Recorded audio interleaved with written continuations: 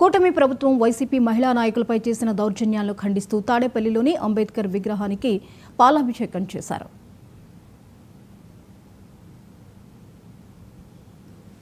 అయితే కంతేరు ఎంపీటీసీ వల్లపర్ల కల్పన్ను అర్ధరాత్రి అరెస్ట్ చేశారు. చిలకలూరిపేటలో మాజీ మంత్రి విడుదల రజనీ మీద సీఐ దురుసుగా ప్రవర్తించడాన్ని వైసీపీ ఎస్సీ సెల్ ప్రతినిధి కొమ్మూరు కనకారావు ఖండించారు. రాష్ట్ర ప్రభుత్వం సూపర్ 6 పథకాలను అమలు చేయలేక రెడ్ బుక్ రాజ్యాంగాన్ని అమలు చేస్తోందని ఎద్దేవా చేశారు.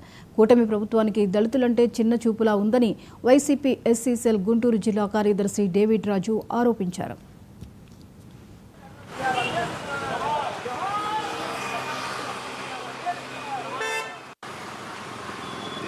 రాష్ట్రంలో కూటమి ప్రభుత్వం ఏర్పడిన తర్వాత మహిళలపై, ముఖ్యంగా దళిత మహిళలపై జరుగుతున్నటువంటి దాడులకు నిరసనగా ఈ రోజున పాలాభిషేకం కార్యక్రమం ఏర్పాటు చేసుకోవడం జరిగింది. దీనికి ముఖ్య అతిథిగా రాష్ట్ర ఎస్సీ సెల్ వర్కింగ్ ప్రెసిడెంట్ అయినటువంటి పెద్దలు కొమ్మూరు కనకారావు గారు, అదేవిధంగా పెద్దలు ఆదాం గారు, అట్లాగే రాష్ట్ర జనరల్ సెక్రటరీ అయినటువంటి ఎస్సీ సెల్ ప్రకాష్ గారు, పట్టణ ఎస్సీ సెల్ మధు గారు, ఇంకా విచ్చేసినటువంటి దళిత సోదరులందరికీ, అదేవిధంగా మీడియా మిత్రులందరికీ కూడా నమస్కారాలు తెలియజేస్తూ ఉన్నాం.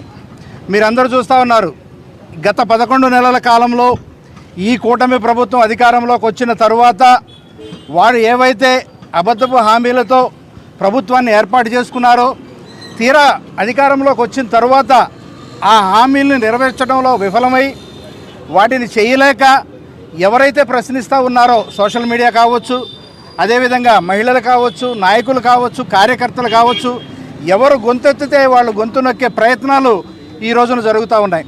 అదేవిధంగా ఇందాక పెద్దలు చెప్పినట్టు తాడికొండ నియోజకవర్గం కంతేరులో జరిగినటువంటి ఒక చిన్న పిల్లల ఘర్షణ, అది వాస్తవంగా వాళ్ళు కొట్టు దగ్గరికి వెళ్ళినప్పుడు జరిగినటువంటి ఘర్షణని, వాళ్ళని చిన్నపిల్లల్ని ఎంపీటీసీకి సంబంధించినటువంటి ఎవరైతే కల్పన ఉన్నారో వాళ్ళ పిల్లల్ని ఒక షాపు దగ్గర పట్టుకొని అవతల పార్టీ వాళ్ళు కొట్టడమే కాకుండా వీళ్ళు తిరిగి కేసు పెడితే మమ్మల్ని కొట్టారే అంటే పోలీసులు పట్టించుకునే నాదుడు లేదు, కేసు కూడా కట్టలేదు.